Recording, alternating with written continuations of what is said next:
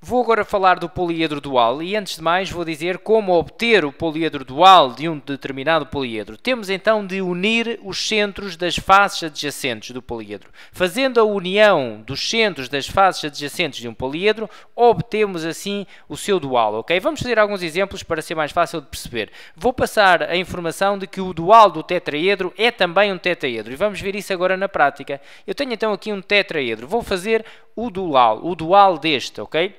Bom, então vou unir os centros das faces adjacentes. Eu vou marcar então aqui mais ou menos a olho, não é? O centro desta face, o centro daquela face, o centro da face lá atrás, mais ou menos por aqui, o centro desta face cá em baixo, ok?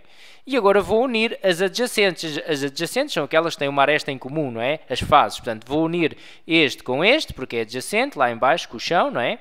Tenho de unir também este com este, porque também são adjacentes. Vou unir este com este também, porque são adjacentes. Vou unir também com aquele, ali. Vou unir este com esta face, também são adjacentes.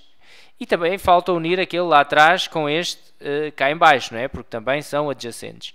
Bom, e reparem que conseguimos realmente perceber que ficamos lá dentro com um novo tetraedro. E, portanto, daí que o dual do tetraedro é também um tetraedro, ok? É também um tetraedro. Eu vou aqui só representar melhor as linhas. E agora gostaria que reparassem numa situação que vai acontecer também nos outros duais que eu vou fazer a seguir e que é muito importante. Reparem que nós estamos a unir os centros das faces de um poliedro que irão ser os vértices do seu dual.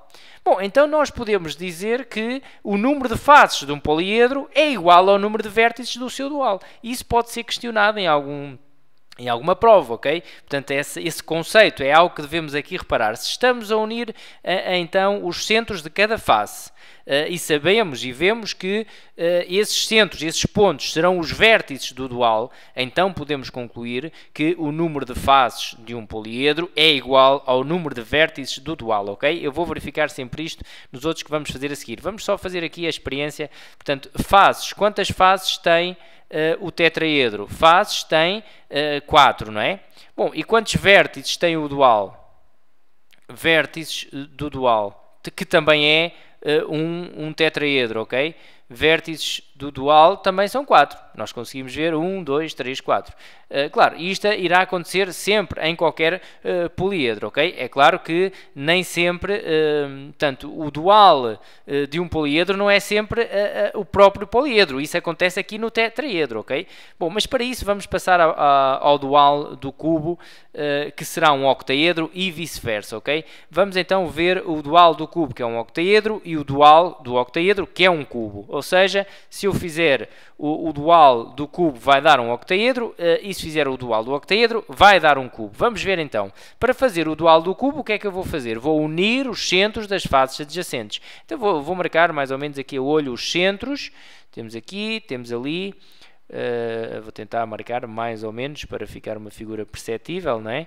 Marcar ali atrás também. E cá em baixo, falta cá em baixo, não é? Bom, e agora vamos então unir. Vou unir aqui, assim, esta face com esta, são adjacentes. Vou unir esta também com esta, também são adjacentes. Vou fazer primeiro aqui no meio até. Vou unir esta com esta, são adjacentes. Vou unir esta com esta, são adjacentes. Vou unir esta com esta. Vou unir esta também com esta deste lado, também são adjacentes. Esta vai unir cá em baixo também, porque também são adjacentes. Ok? Vou unir agora lá em cima. Esta lá em cima. Esta também lá em cima. Esta também lá em cima. Ok? Vamos unir tudo. E falta esta lá atrás. E faltará mais alguma. Falta ainda esta com aquela lá atrás, não é? Unindo também assim. Bom, e conseguimos ver então que o que obtemos fazendo a união dos centros de cada face do cubo, de cada face adjacente, obtivemos então um octaedro. Ok? Vou só marcar aqui melhor as linhas.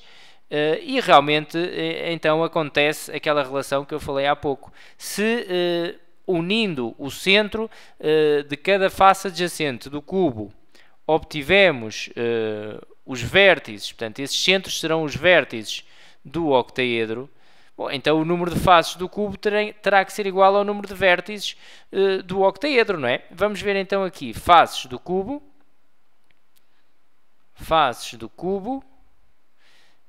e vamos ver os vértices do dual. Ok? Faces do cubo é igual a, ora, 1, 2, 3, 4, 5, 6. Vértices do dual, do cubo.